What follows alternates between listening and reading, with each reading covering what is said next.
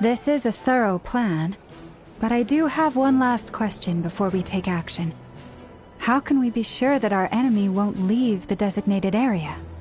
Great question. Albedo's been hard at work analyzing Rarer and the Wild Hunt's behavioral patterns. His conclusions are as follows. Firstly, from the earliest known confrontation until now, Rarer has never displayed any ability to manipulate the dimension of space. So it's unlikely he has any power in that domain. Secondly, he seems to have a particularly strong vendetta against our group. If we put him in a fight-or-flight situation, he'll choose to fight every time. Thirdly, finally, and most importantly, he is consumed by hatred, both for the moon and for his enemies. Turns out, we tick both of those boxes. We have a reincarnated moon in our ranks, and a spy who accessed his private memories without permission. He'll be baying for blood, not looking to escape. As someone who's had their fair share of interactions with the Wild Hunt, those all seem like valid observations to me. Understood. Then I will defer to the verdict of the group. Well, everyone, that's the plan in full detail. Albedo and Durin are carrying out their part as we speak. Plan approved. Scheduling. Okay, any firepower you need, I got you covered. Let's light this baby up. The Frost Moon Scions are behind you as well. And the rest of you?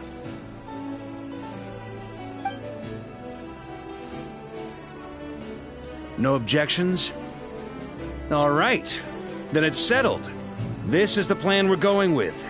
Next up, an old tradition of mine. Anyone who wants to back out, now's your chance. Wait, we can still back out of this? Everyone says things they regret, right? I don't want anyone feeling trapped because their mouth said yes before their brain had time to think things through. A very people-first approach. I hear that's common practice in the Knights of Favonius. Heh. Who'd you hear it from? D-Luke? Shh. We don't use people's real names at work. This contact will be known only as Owl, please and thank you. This plan can only work if everyone does their part. Flint's and I will absolutely support it. We shall indeed. You'll be glad you accepted our help. Also, you are the last person I expected to see here, Miss Dory. It's not often I get called Dory in a work context. My peers usually call me Lord Sangamabe. So, the longer your name, the higher your net worth. Is that the idea here? In that case, Mr. Flint's here must be worth a fortune. That's right, I know your full name. It's... The walls are thin here. I'd appreciate you keeping that a secret. Okay, fine. I'm actually only here as a favor for someone else. Do you have any idea how much it would cost to hire me otherwise? Oh, does this mean someone out there actually has the power to boss Dory around? It most certainly does not. We have a long-standing and mutually beneficial business partnership. She's actually the mom of a friend of yours. Said mom supplied me with a great little trinket, but now that lady's ruined everything. If I don't start building a little goodwill now, my whole business in Notcry is gonna go down the drain! Okay, So what exactly is so special about this pendant? It's a lucky charm that a great mage made for me. We have a business relationship, and she was worried that something bad might happen to me. So, she wanted me to have something that can store power to protect myself with. I finally got it all fully charged up with Kovaki, and then never went and used it all up at once! Never lost so big in my life! You're right. It was all my fault. I didn't mean to drain all the Kuvaki in the pendant, but I'll make it up to you. You will? Well, in that case, how about you give me your chess set, and we call it even? I knew you'd say that. Well, it's yours if you want it. In fact, take it now, and I'll even throw in a free Raker of Solnari. You're putting me in a difficult position here. It's a very useful thing to have around, but I have a funny feeling it won't be around much longer. I guess we'll see in a couple of days. Looks like bankruptcy for me. Hey, don't be so pessimistic. See this through and you never know. You might find a new business opportunity on the other side.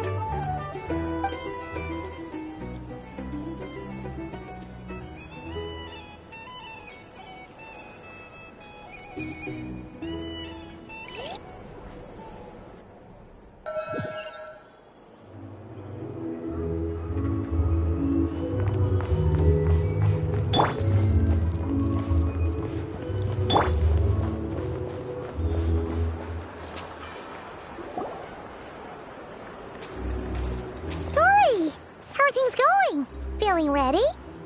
Oh, I was born ready.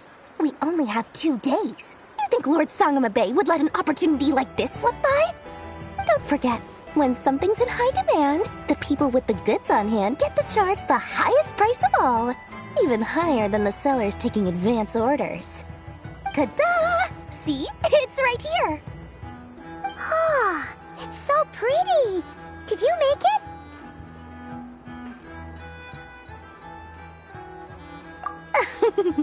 No, I have a supplier. We go way back, so he made me a very attractive offer. Aha! No wonder you were talking about lucky charms at the meeting. You've been getting Kave to make them for you. That's not the full story. It actually started a while back as a project between me and the Dendro Archon. Mage Alice once warned me that this world won't stay safe forever. There may come a day when everyone faces a great crisis. I passed this on to the Dendro Archon, and she secretly brought together a research team made up of Sumeru's top scholars to invent a technology that could keep people safe. I won't go into the details because it's all very complicated, but if you want to know more, you can ask the Dendro Archon about it sometime.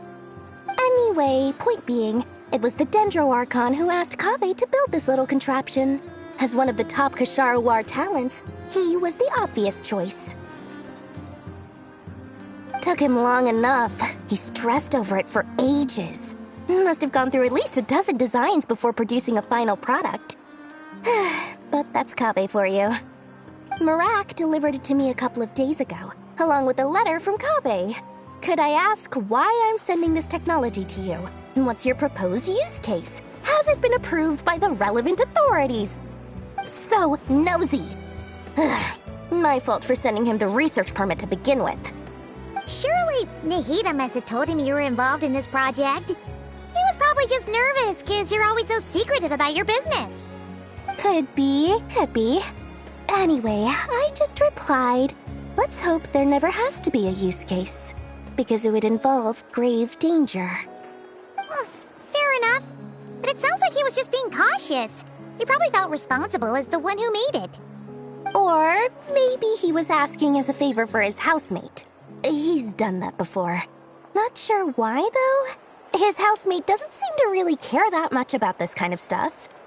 Either way, all's well that ends well. I'm just glad to finally have my hands on the product. I wouldn't want to be without it, given the potential dangers that lie ahead. Huh? What does that look mean? Paimon's just super surprised. This must be the first time we've ever seen you actually get serious about something.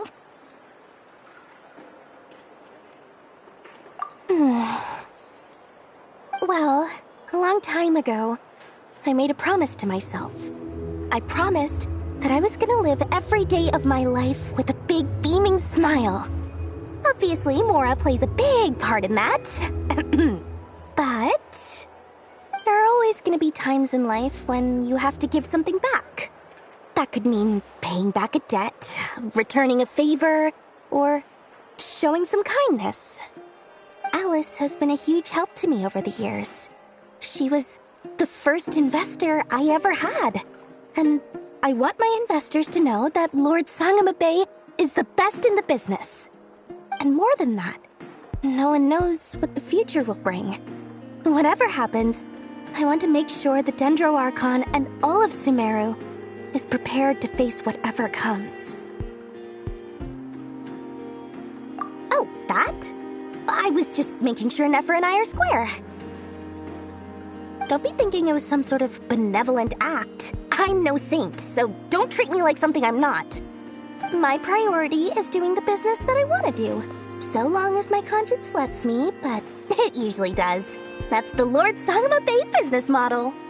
Alright, if you say so. I do say so, and that's the whole point. I'm a businesswoman. Don't go trying to figure out what kind of person I am. You'll exhaust yourself. Much easier for everyone involved if you just take my word for it. Oh, and could you two help me get this stuff where it needs to be? Thanks so much. You're my favorite assistants.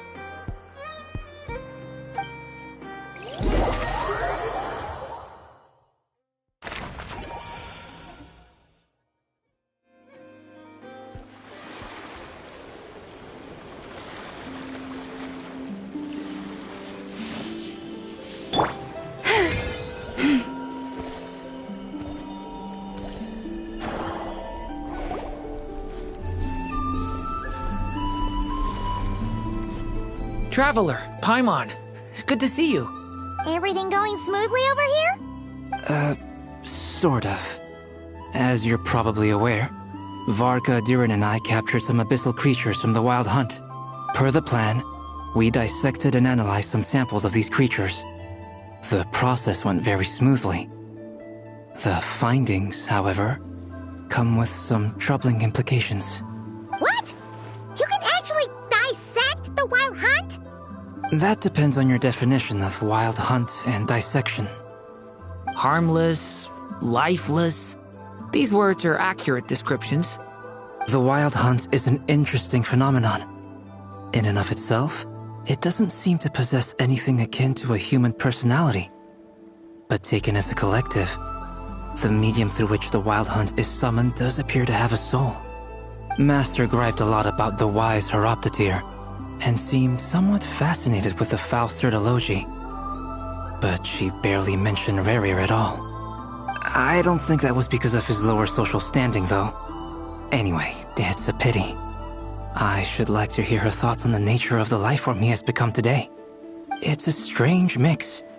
The furious energy of an abyssal being channeled through a fractured physical existence. A consequence of being torn apart by an unknown power. Perhaps the only explanation for his survival in this state is that he sacrificed a degree of individuality in exchange for a continued existence. Oh, sorry. Once I get talking about interesting research, I have a tendency to go on indefinitely. Back to our research findings. Essentially, they confirm my hypothesis. Rerir's corpse is completely contaminated by the Abyss, and the effects are irreversible. You could think of this as Rerir in mutated form. But in my view, even that would be inaccurate. In reality, his whole being has been consumed by the Abyss. In other words, he is now nothing more than a manifestation of abyssal power.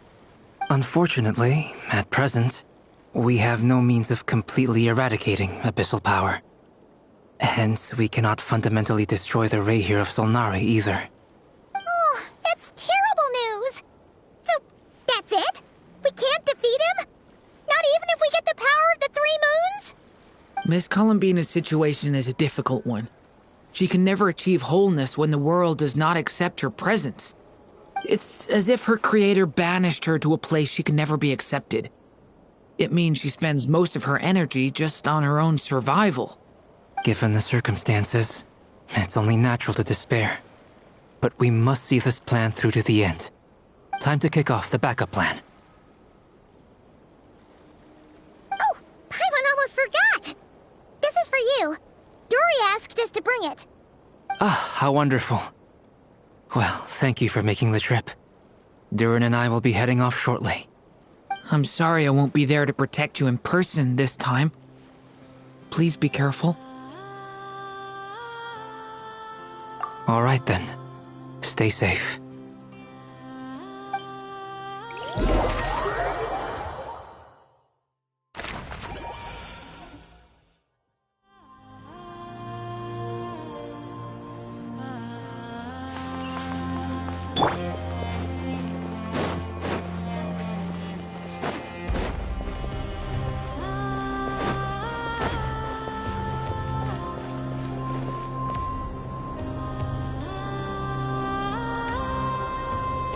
Miss Lauma, is everyone here?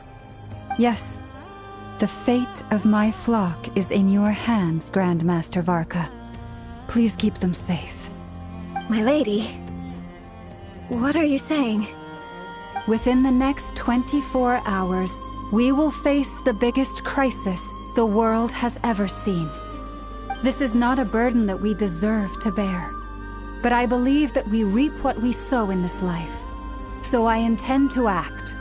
I must do what I think is right. For me, that means fighting for the future of Nodcry. This gentleman is the Grand Master of the Knights of Favonius, Varka, Knight of Boreas. In my absence, please follow his lead. Hey, everyone. Guess I should introduce myself. Well, to start with, I know my way around a battlefield.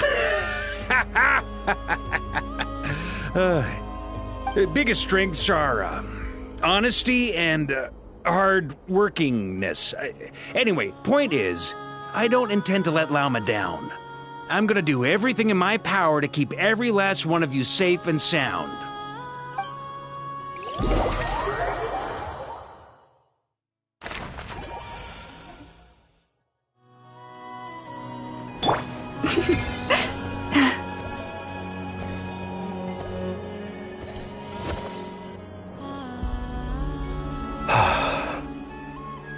Something on your mind? Miss Columbina, was it? I believe that's how the others addressed you. That's right.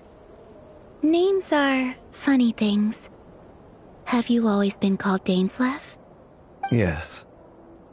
I take it your own name has a more complicated history.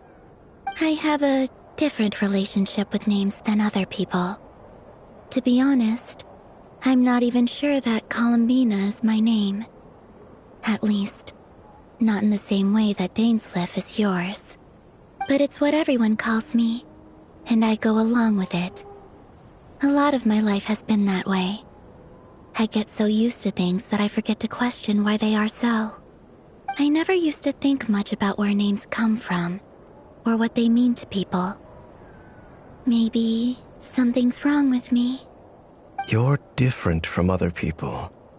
I sensed it the first time we met. You're more perceptive than most.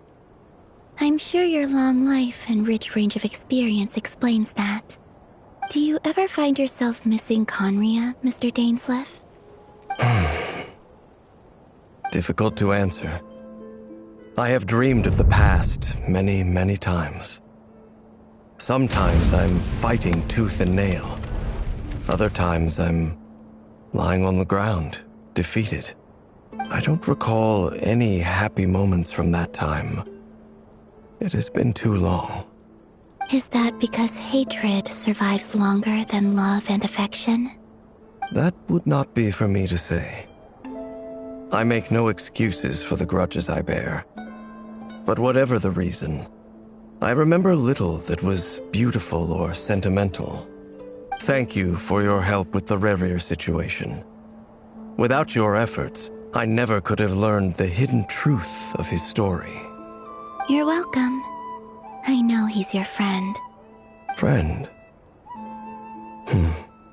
He betrayed me. And I never really understood what he was going through in life. Some friendship, that is. Okay.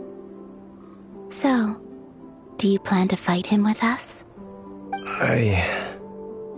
You see, you're torn. Now you know what really happened. You see the things he's done in a new light. I need some time. Of course. I completely understand. Anyone else in your position would feel conflicted too.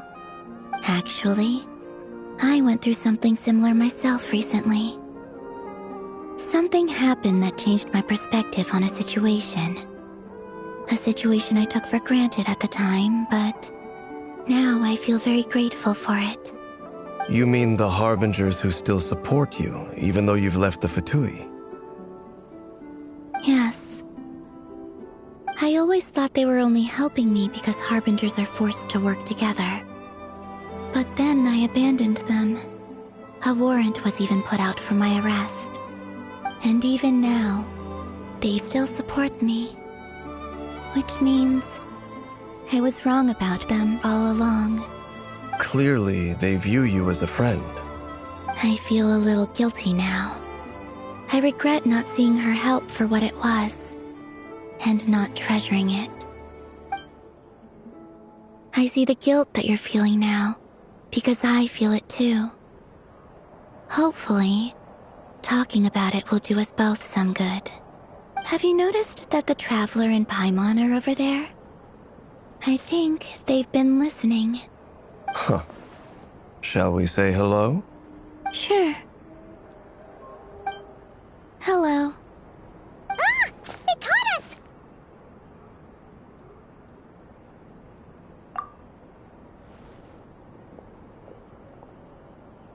I apologize for making you worry. No doubt you wish to know where I stand on the plan to take down the Rerir of Solnari. I'm afraid I need a little time, but I will seriously consider joining you.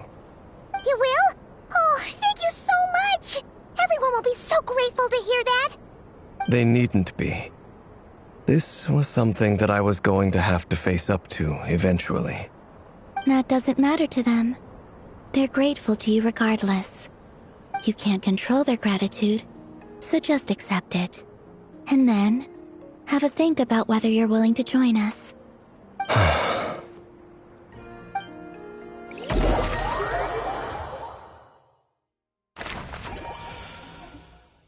It's nearly showtime! Let's go rendezvous with the others. You know the place.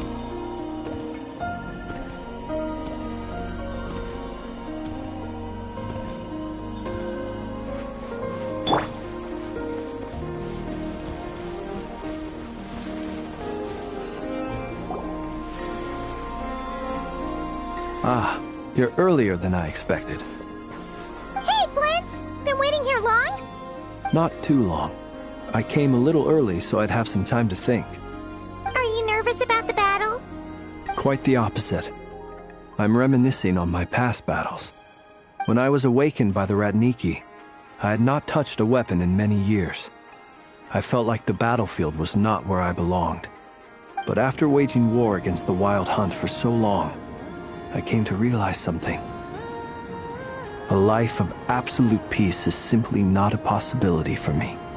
My restless flame indicates that somewhere inside of me, there is a deep yearning to root out the evil in this world.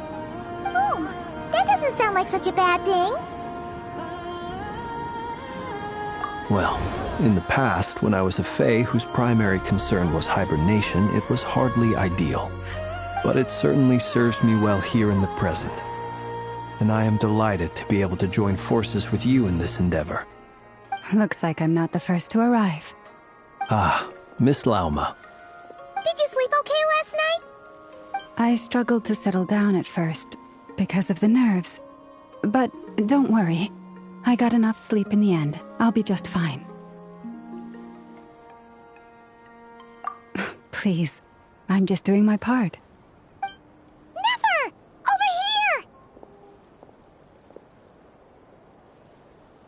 Aino asked me to relay a message.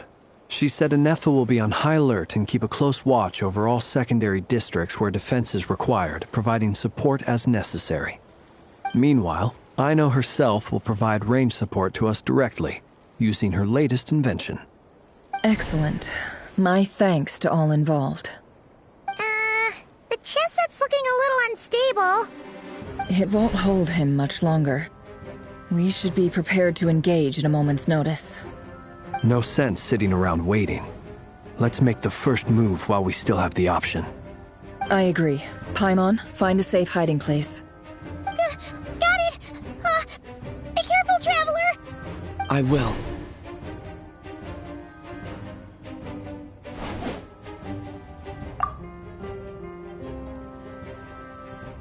Everyone, take your positions as soon as the battle starts. Every ounce of strength we have in our bones, let us bring to this fight. Ready? Let's go. I've seen all your futile ploys before. You have become the authors of your own demise. I wouldn't be so sure about that. You are merely a moment of sport before I tear down the moon.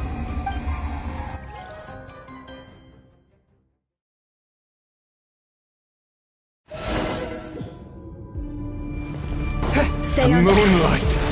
Great! You guys! Eat this!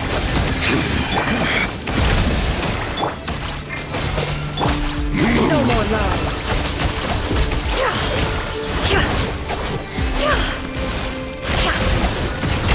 Hunt him down!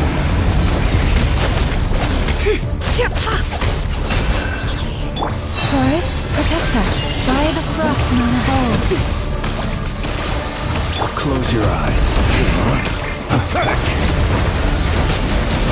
Can't hide the truth. Seek within.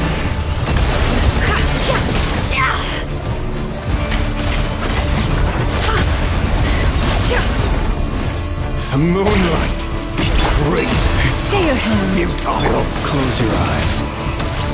It all adds up. Move! Water jet!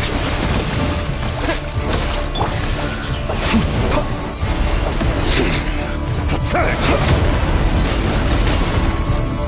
The moonlight betrays you. Steady now. Observe. Move! To dust. The moonlight betrays you. Bombs away! Futile. The mystery unravels. No more lies. Move! Can't hide the The truth. moonlight betrays you.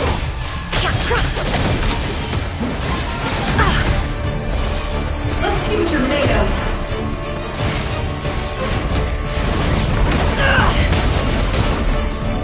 Move! Keep your distance. Leave this book. No more lies.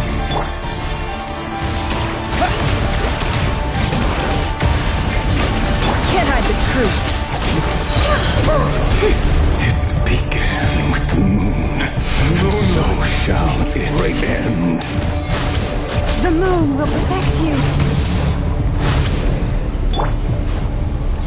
Do you see now?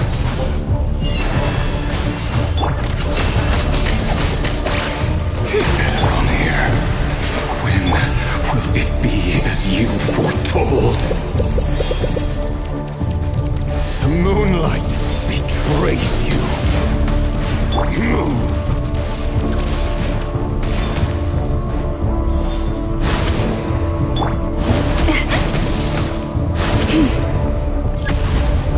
Spirit is not welcome here. Water jet! Yeah! Seek within. It all adds up.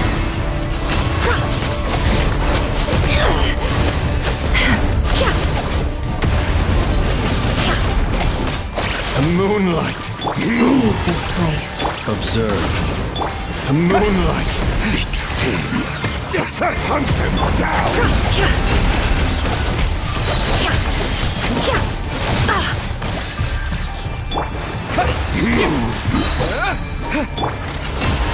Hunt him down. Close your eyes. Be silent. Steady now. Close your eyes. Down.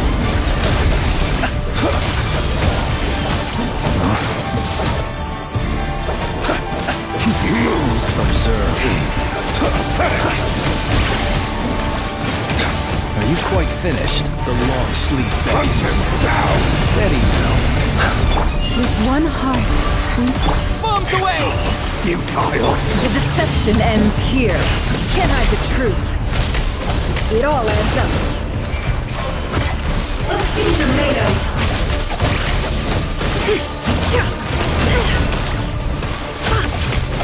The moonlight. Be silent. Close. Go! Hunt him down. No more lies. Seek within. Move.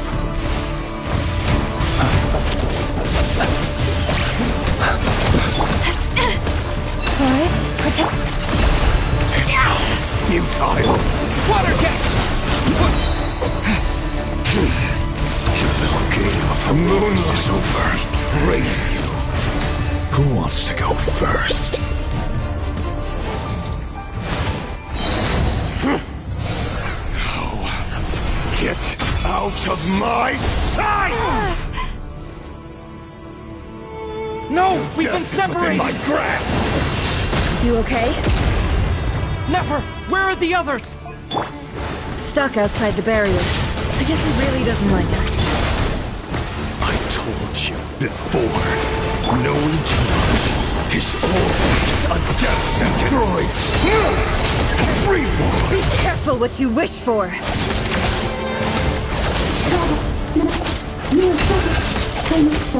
Lama! Can you hear me? Silence. The voices are gone. But at least I know they're still there. I need to focus. Stick to the plan. Remember my most important task. Just keep stalling him. If I can stall him for long enough, the moment will come. Within. Can't hide the truth.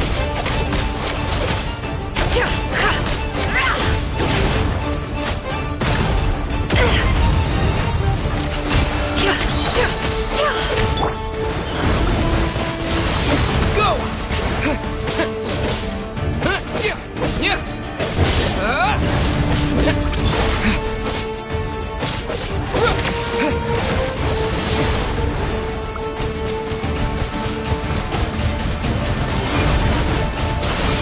Water jet! Bombs away! The deception ends here. It all adds up.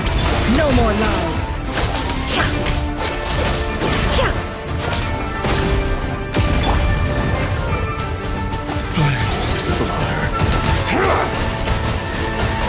Go! Nowhere to run, nowhere to hide. Wipe out!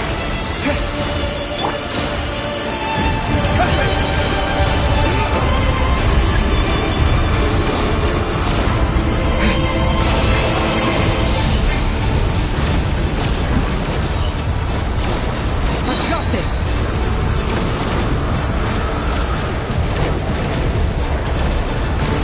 Water jet! Yeah!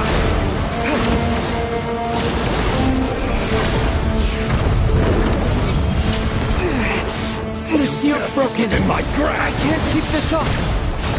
Don't push your luck.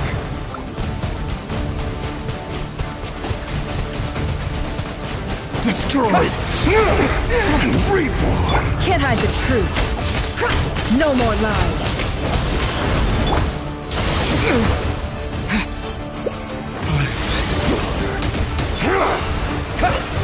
It all adds up. The mystery unravels. Bombs away!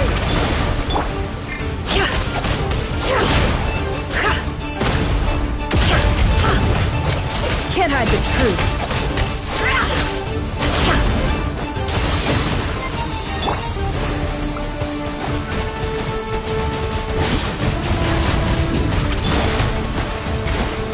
It all adds up. Seek within.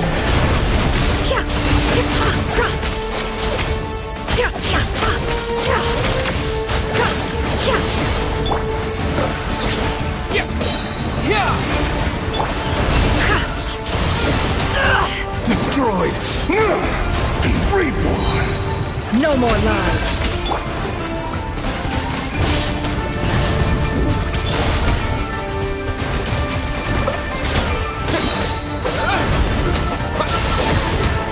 Bombs away! The mystery unravels. It all adds up. How unfortunate.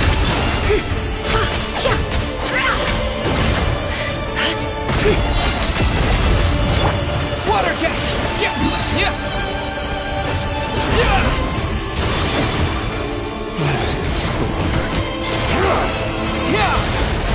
Seek within. Can't hide the truth. It all adds up.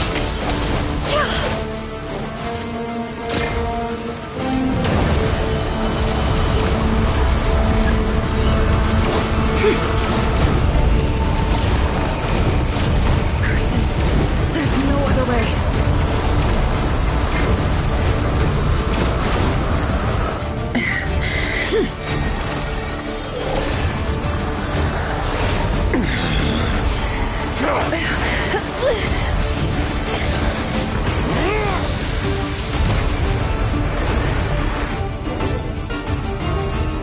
The only way to defeat Rarer is to borrow his own power. That means Columbina will have to disappear while you two bear the brunt of his attacks. You have to hold on. Find a way to keep him focused on killing the two of you.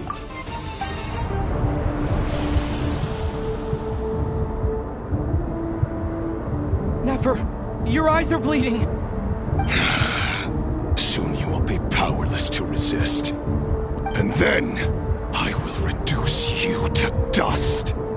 But that dust will plague your memories. Come on. Keep holding on. Any other tricks up your sleeve? Let's see them. As entertaining as they are. You've backed yourself into a corner. You don't fool me. I see your fear clear as day. I have to stoke his rage. Make him unleash everything. You fear what you could never defeat. You fear the thought of never being able to save your beloved. You cannot win the fight against fate, Rarir. Is that what you think? Well, now it's your turn to feel afraid!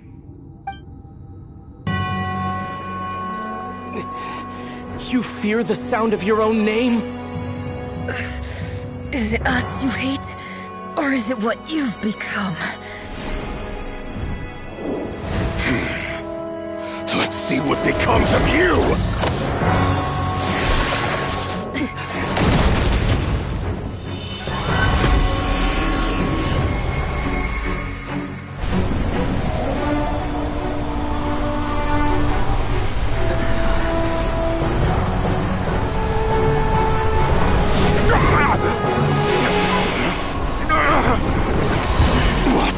Happening? That power. I've seen it before.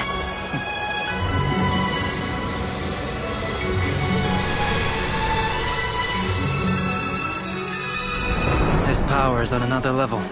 We'll need to use an alchemical array to convert his power into a usable form. Then quickly channel it into Columbina, rendering her powerful enough to compete with him.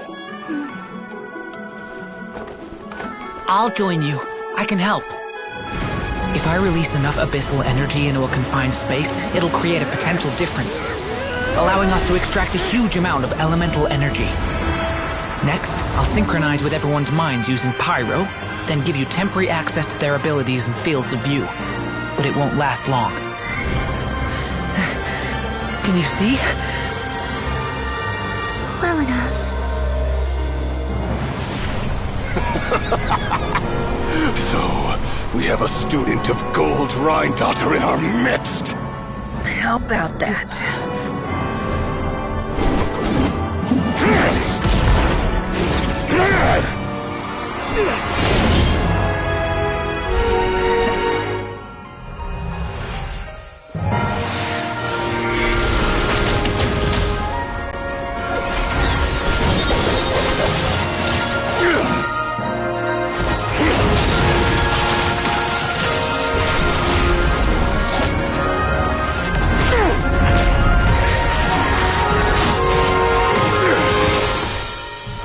You use my own power against me? Just like how you stole Kuvaki. Look familiar?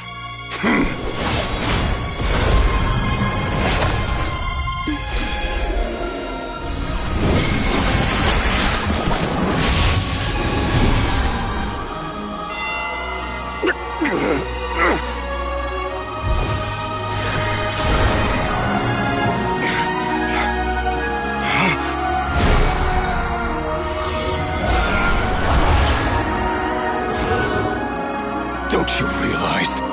You don't have the power to hold that gate open! I don't, but someone else does.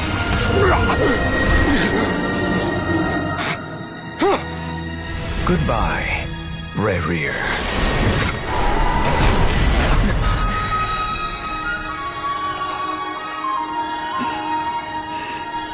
We won.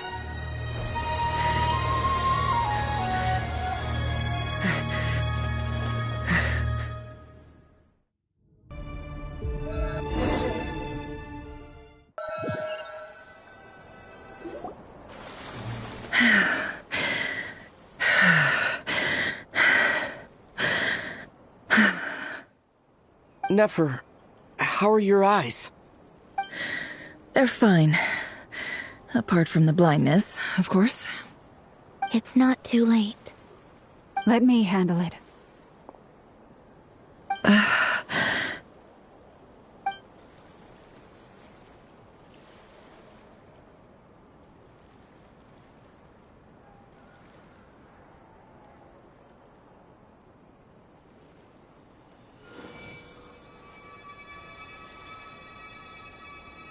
Miss Nefer, it's not like you to lose your composure. That was the most reckless thing I've ever seen you do. Reckless how? The situation was critical. Our lives were at stake. We had to do something. Even so. Okay. I guess you're right. Under the circumstances, it was a wise decision. You traded your eyes for an incredible victory. In business terms, I suppose that's a huge return on investment. I'd be hard-pressed to argue otherwise. Still, I don't like this outcome, and I don't want you to lose your sight for good.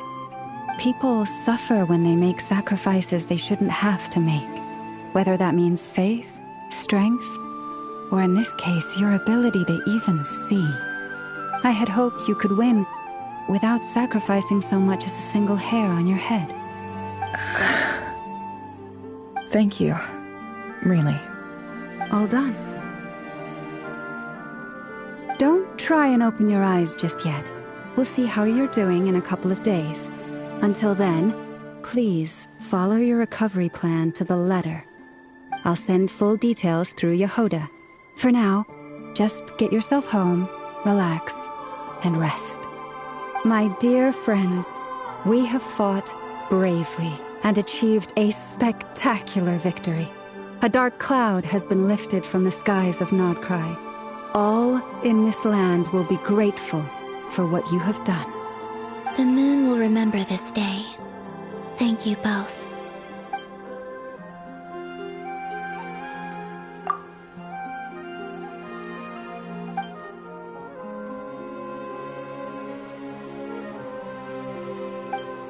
There's something I want to let you know. What is it? When Durin connected everyone's minds so I could access their powers, I also felt everything they felt. And since Nefer's eyes were injured, my eyes are hurting now too. Huh. Hold on. Let me try. I only feel the pain. There's no actual damage. I just thought I should tell you. You're right. There's no damage. That's a relief. But I must say, I'm surprised to hear the Kutar share something like this with me. In the past, you never used to open up about yourself. Things are a little different now from how they were. I'm learning to share how I truly feel with my friends. Friends? You have no idea how glad I am to hear that.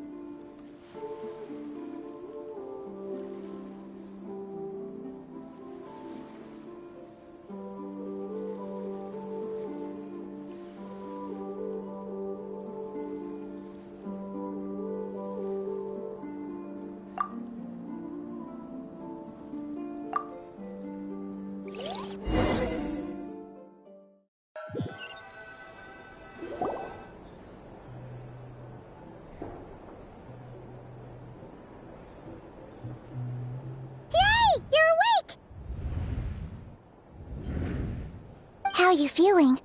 Any aches and pains? Did you sleep well? I'm doing all right, Paimon. No need to worry about me. Phew! Well, that's good. Paimon's been sitting on the edge of the bed worrying about you for ages. You slept a whole day and night. Glad to hear you didn't starve. How was the food? Well, it wasn't the same without you there to share it. Honestly, Paimon just can't relax when you're not your usual self. She couldn't enjoy the food and settle down to sleep. Well, I'm back to normal now. Oh yeah, and Albedo swung by earlier. He said to tell you to head to the tavern when you woke up.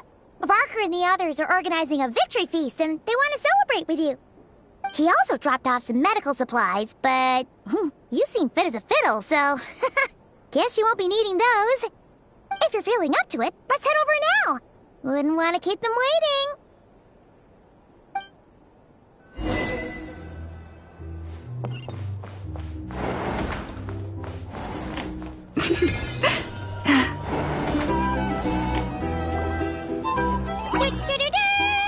We're here!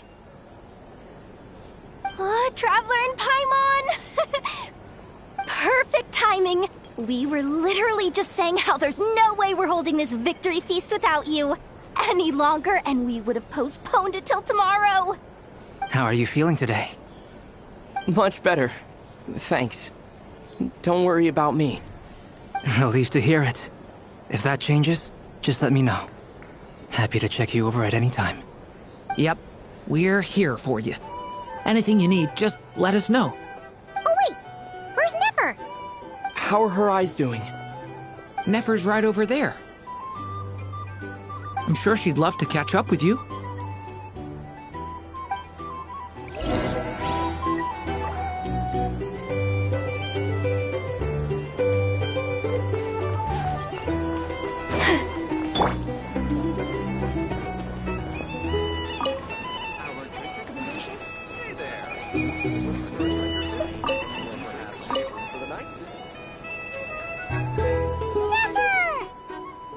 Traveler, Paimon, are you recovering well? Turns out that moon chanter has some real talent after all. My eyes were mostly recovered after just a couple days rest. I can actually open them again now. Yeah, but you gotta be careful. Lauma says not to strain your eyes while they're still healing. Yes, thank you. I'm well aware. Yehoda, could I borrow you for a moment? I could do with an extra pair of hands. Oh, sure. Coming. Did you hear that? I gotta go help Lauma for a second. You guys chat among yourselves. I'll grab us some drinks on the way back. Paimon, you still like 'em sweet? You bet. Make it extra sweet, because Paimon's earned it. Sure thing.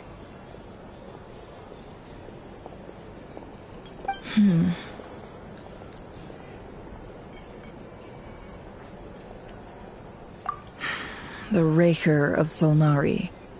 Kind of a snake, don't you think? No, definitely a snake. A poisonous one who spewed his venomous hatred everywhere. Anyone who seeks revenge out of hatred for other people has become a snake. That's something my dad used to say.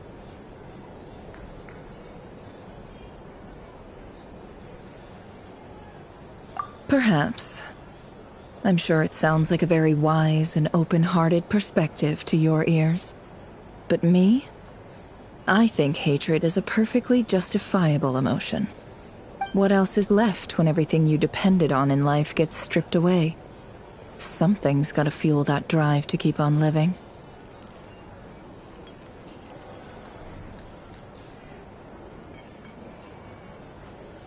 If you're worried about me, you can nip that in the bud.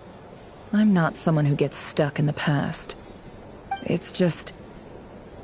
I suddenly feel like I was wrong to call my father a liar. He was just a fool. That's why the Academia turned their back on him, and why the other tribes ganged up on him. Oh, Father. How much better things could have been if you were a skilled liar. Look at the Ibis King. Thoth is a fiendishly cunning liar. And yet, strangely, he feels more like a father to me than my real dad ever was. He's never brought it up, but I'd bet he feels the same way. Why else would he give me the power to perceive the truth, while at the same time training me in the art of deception?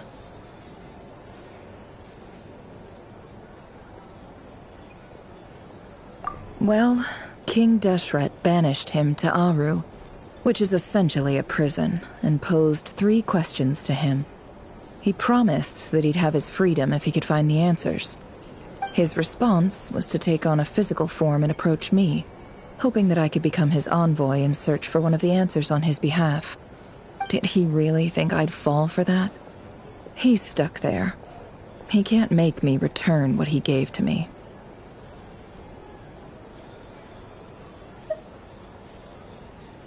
So that's enough for you to decide he's nice, is it? He's a prisoner, and he was scared. So he decided to perform some good deeds to win people's approval. He lives in fear because he's a deceiver. How is Rerir any different? You can't work as a spy your whole life and expect a happy ending. It's preposterous. Yet I can't say I don't understand it. Liars live in the darkness of their own making. But it's still human nature to want to go on living. They say that a liar's soul is the most worthless thing in the world. What do you think? Oh, really? Well, it takes a very kind person to find compassion even for liars. If you ask me, the soul of a liar really is worth nothing. Because all they care about is themselves. For example, when something good falls into my lap, I don't go sharing the news around. Stops other people trying to steal it from me.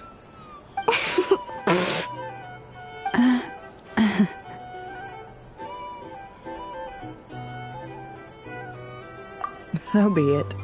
They have sharp ears. I can't keep anything from them.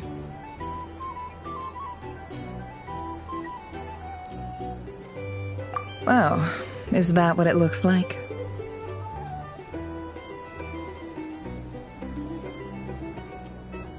Well, you all know my past now. And I can't simply eliminate everyone who knows too much. So I guess I just have to put up with you. For the foreseeable future, at least. When you find yourself in a situation you can't control, the safest play is to keep calm and start monitoring everyone involved like a hawk. In the intelligence world, you need to have a sense of perspective and play your hand accordingly. If you understand what's at stake, please ensure my secret is safe with you. I trust you'll respect my wishes as a friend. But don't forget, I will also be watching you like a hawk. Very good. Oh wait! Now that the panic's over and we've all calmed down, Paimon suddenly remembered something. After all that build-up, our mystery ally never showed up even once!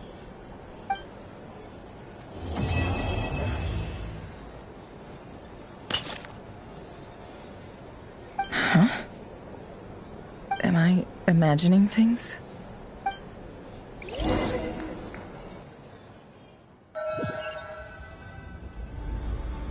So, that close colleague who stayed behind with you? What's he been up to recently? Don't know, don't care. I get more normal human interaction from hanging out with Bosco 2 than him.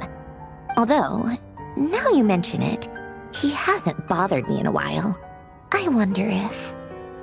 If he's disappeared without a trace, it's the biggest gift he ever gave to the world. But I somehow doubt that's what's going on. He won't lie low forever. So we'd better stay on guard.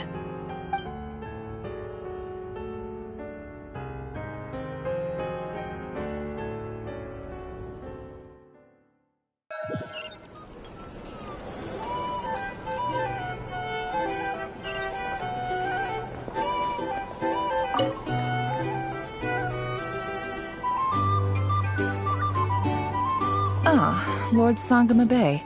How lovely to see you. I must thank you for the device you provided. It was an enormous help. Would I be right in thinking that it was developed by the Academia? Why come and ask me when you clearly know already? I mostly came to thank you. That's more like it. A little gratitude goes a long way with Lord Sangama Bay.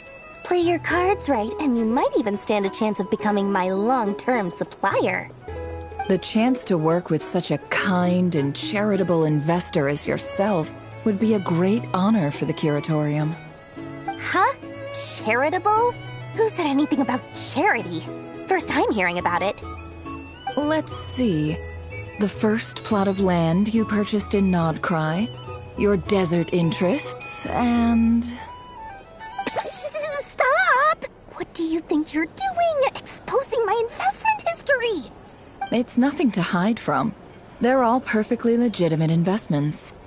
And some of the land you purchased was with the intent of building a sanctuary? Yes, I heard about that too. How did you... You're a curious case, Lord Sangama Bay. You don't like people finding out about your good deeds, do you? But I'm afraid no matter how hard you try to keep things under wraps, where there's a will, there's a way.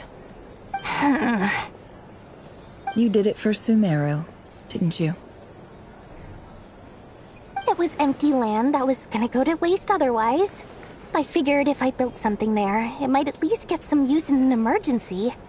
Disasters are capricious things. They strike without any warning.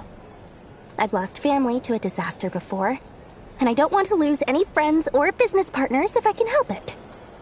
My elder sister used to dream of finding a sanctuary. Somewhere with plenty of food, water, and medicine. Where everyone could live happy lives.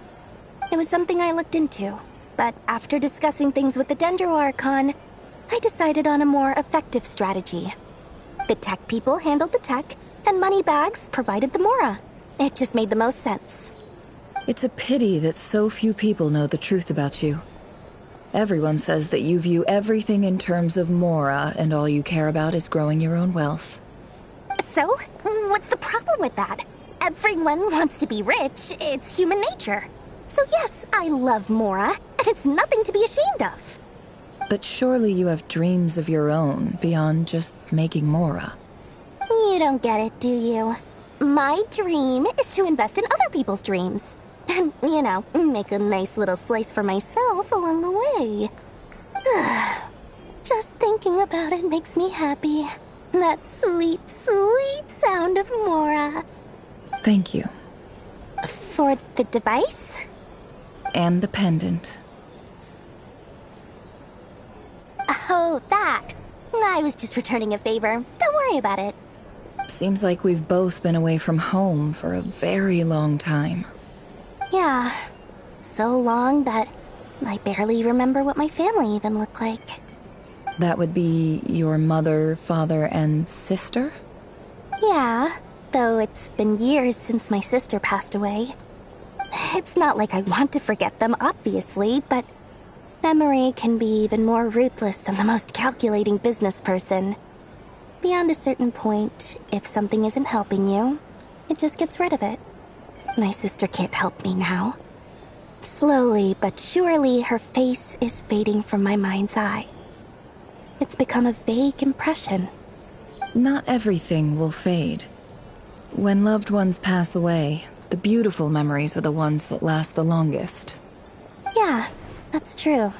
If you ask me, that's the one silver lining in all of it. Well, that, plus, I'm sure that life is much better now than it was back then. Oh, absolutely. I have tons of Mora, a big beautiful house, business is booming, and I'm as happy as can be. You've got a lot going for you too. Boss of the Curatorium of Secrets? I'm sure there's plenty of Mora to be made in that line of work. I appreciate the vote of confidence.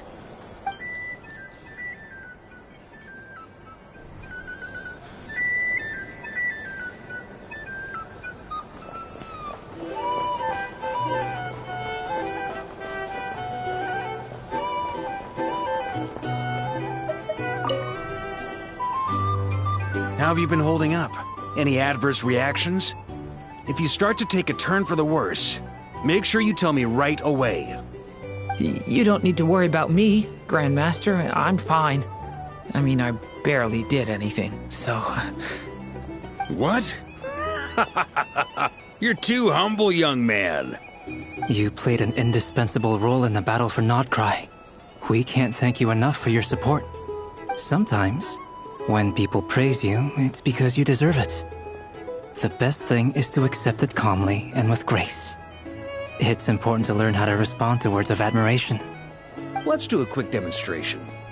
Albedo, that was an incredible feat of alchemy. The pressure was on, but you worked flawlessly at lightning speed to get the job done. Thank you. I can't take all the credit, though. Durin played a big part in forming the alchemical array. See? Did you catch that? A masterclass in how to take a compliment. Okay, yeah. I did work pretty hard to help prepare for the battle. No point denying that.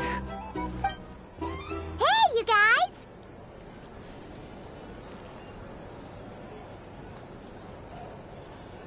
Hey, look who's bounced back. Looking good, traveler. Seems like you've recovered. You won't need to take any more medication. Can I get you a drink? Huh? You know how to order at a bar now? You've sure learned a lot recently. Handling a drinks order is ridiculously simple compared to alchemy. Don't worry, I'll blend into society yet. Paimon believes it. You're clearly a fast learner, just like your brother. To be totally honest, though, Paimon didn't quite follow all the details when you first explained the plan to us. Don't worry, that's completely understandable. Unless you're a student of alchemy, it's hard to grasp the principle and how the process works. To put it in the simplest terms, we saw how our enemy stole the power of Kuvaki. And that gave us the idea of stealing his power to turn it against him. When facing an enemy you have no hope of defeating, it's best not to engage them in battle. So, instead of looking for a way to overpower him, we decided to help Columbina get strong enough to at least stand up to him in a fight.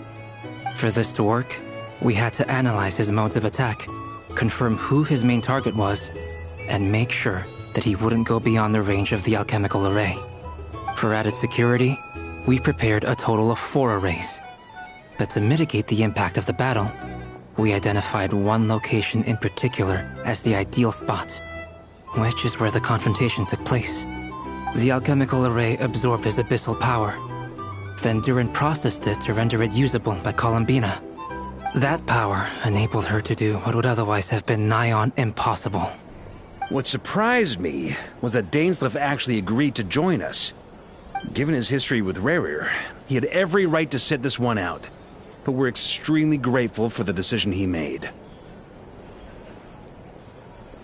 It must have been a painful choice to make. But I'm sure that making a decision was far better for him than staying in limbo. Absolutely. He was torn between 2 paths, but in the end, he made his choice and stuck to it resolutely. He doesn't strike me as the sort of person who'd stay trapped in limbo for long. Anyway, however you cut it, everyone gave a stellar performance. And now, it's time to kick back and celebrate.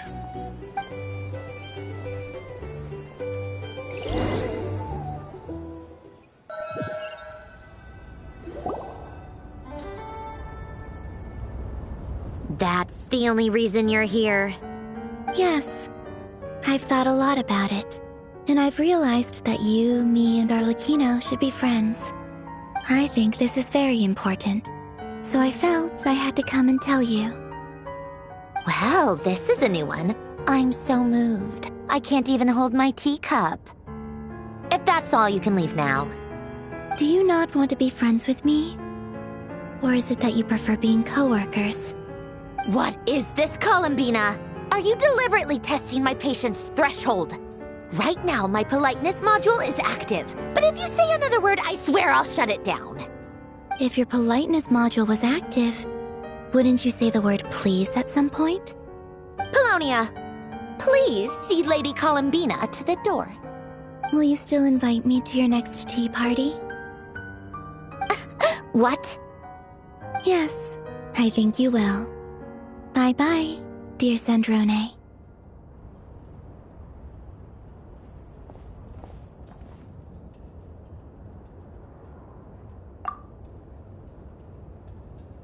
Last time, the Wild Hunt escorted you out. Would you rather I handled it myself this time? We just wanted to, see how you were doing now that it's all over. Why? Out of concern for my safety?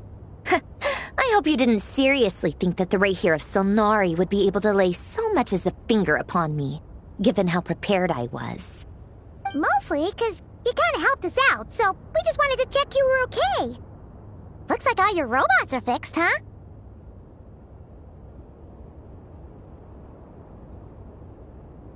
Oh, don't you worry about that. Tea time is already a write-off. The visitor before you managed to kill my appetite. If you're in the mood for tea, go ahead and help yourself. Otherwise, it's going to waste. My coasters are still missing in action, though. Use this notebook instead. Whoa! Pretty hefty notebook. Look at all those calculations. You can ignore those. They're just dumb scribblings. I doodle and write in my free time. Sometimes I remember the distant dreamlike past. Sometimes I imagine the far-flung future. And other times, I grit my teeth and note down all the crazy nonsense going on in the present. Some people do the crosswords in the newspaper. This is my equivalent of that. Trying to predict the future is like daydreaming. And writing about the present just makes me furious. The past is my favorite. If nothing else, it's already set in stone, so I don't have to rack my brains trying to figure it all out. Huh. Although, having said that, the only vaguely interesting memory in my past is probably that guy they call Lord Artificer. Who else? Pretty much all the mecha in Fontaine are his personal handiwork. Wait, are you saying you know him? Like, personally? As a friend? I I guess we were friendly enough. Yep. In fact, I'm probably the only normal person left who knew him at all. We used to chat occasionally back when he was still around. Before he passed away, he asked me to destroy all his manuscripts. I honored his request, but I did read through everything first before destroying them. I mean, I couldn't let the genius of Lord Artificer Alain Guillotin disappear like that. Would have been such a waste. So, that's where the formulas in your notebook are from? I just told you. Those are my equivalent of crossword puzzles. They're just dumb formulas that I solve for fun when I'm bored. Alain's work was like epic poetry. The formulas in my notebook are just silly little riddles in comparison. Not that there's anything bad about them. I mean, at least, solving those riddles isn't going to hurt anyone. Except me, 'cause I lose a few brain cells in the process. Anyway, while we're on the topic, I might as well tell you about what happened to him and his friends.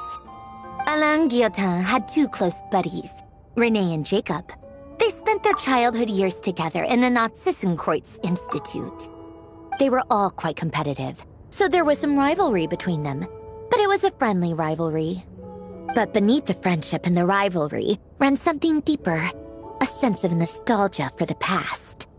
Unfortunately, childhood would end. The prophecy would come true, the apocalypse would arrive, and the future would never be.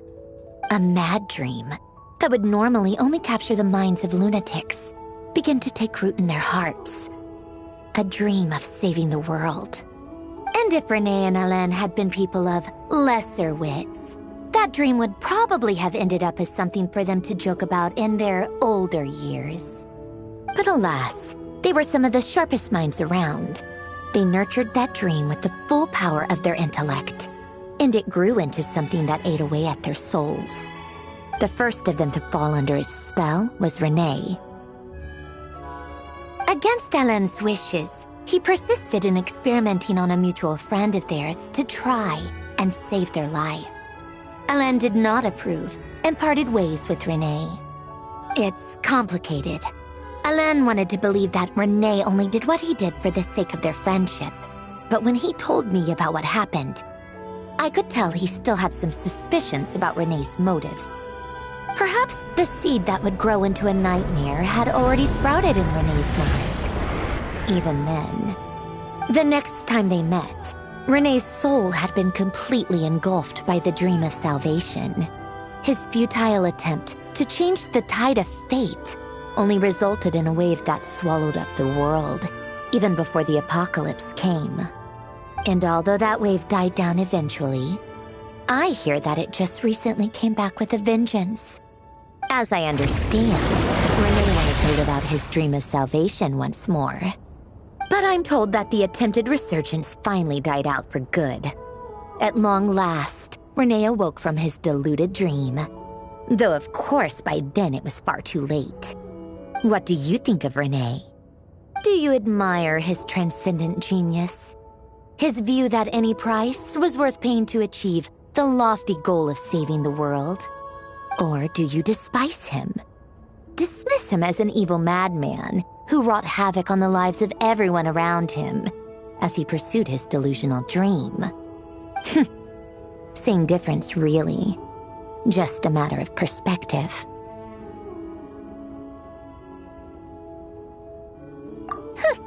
Doesn't surprise me. You share one thing in common, after all. You both want to be the savior. The only difference is, your dream came true, and his, well, he wasn't the one who made it come true. I don't like fanatics who give up their whole lives for their ideology. Nor do I like fools who let their delusions take control. Maybe I could understand if René had just been an ordinary person. But he had a sage-like intellect. And still managed to get himself lost in the labyrinth of his own desires. Anyway, that's enough about René. Now, moving on to Alain Guillotin, the Lord Artificer. He managed to put a stop to the first storm whipped up by Renee. But after that, Alain lost his friends and family. To his credit, I suppose, the loss of his family and friends was purely a tragic accident. It's not like Alain sacrificed them for his cause or anything. After that, the only thing supporting his work was the same dream that had dragged his closest friend down to the abyss. But although the desire to save Fontaine drove him to found the Fontaine Research Institute, Alain continued to reject any form of transcendental knowledge or power.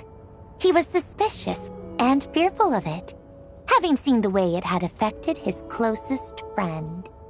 I think that formulas and machines derived solely from human intellect were the only thing that gave him a sense of spiritual comfort. Yet Alain's intellect was simply too great. It barely left him space to breathe in his lifetime. Once he realized that the end of his life was approaching, he finally accepted the truth. The Nazissenkreuz Institute needed someone, and a human being, to see its story through to the end. He quit working on his formulas, trading them in for the fairy tales that had played such a formative role in his childhood, but which he barely touched in his adult life. He told me that the director of the Nazissenkreuz Institute used to read those fairy tales to the children as bedtime stories. Apparently, they worked wonders at sending kids off to sleep. I think that all he wanted at that time in his life was to be able to sleep deeply without being plagued by depression. By that point, nothing else really mattered. At the very end, he laid down to rest in the ruins of the former Nazissenkreuz Institute orphanage, while the Fontaine Research Institute he had founded continued tirelessly with its work. Many years after that, tensions over competing dreams would once again cause a rift, this time between members of the Fontaine Research Institute. But the actions of those fools had nothing at all to do with Alain. And that is the story of two people from the Nazissenkreuz Institute who both wanted to save the world. One went all in on his fantasy of salvation without ever looking back, and ended up calmly sinking to the bottom of the deepest sea. The other sought desperately to burn bright in his life, even though he wasn't sure where he was going. I do sometimes wonder, why is it that people like them have such grand hopes of saving the world? Even the grandest tree starts as a tiny seed. So perhaps, for each of them, their mission to save the world began with a very simple desire: to save themselves. They were young children with friends and family who mattered to them, desires to explore the meaning of life, ambitions to have a successful career. They didn't want to see all of that taken away in one fell swoop. Or maybe they just wanted to find something to anchor themselves within the chaos, to stop them getting quietly swept away by the storms of life. But instead, the search for their own salvation took them down the rocky road laid out by fate. Do you think the desire to save oneself is enough of a justification to try and save the world? The way you said that sounded just like Alain. I asked him the same question back when he was in his prime, putting all of his energy into his work. He gave the exact same answer as you did. No elaboration, just a quick short answer before getting right back to his work. He was always that way. All right, tea time's over. I owe Arlecchino a favor for telling me these stories. I'll have to bring a whole sack of gifts the next time I visit the House of the Hearth. I'm gonna go tinker with Polonia now. You guys can do whatever you want, as long as it doesn't involve interrupting me. Polonia, exit hibernation mode. Begin diagnostics.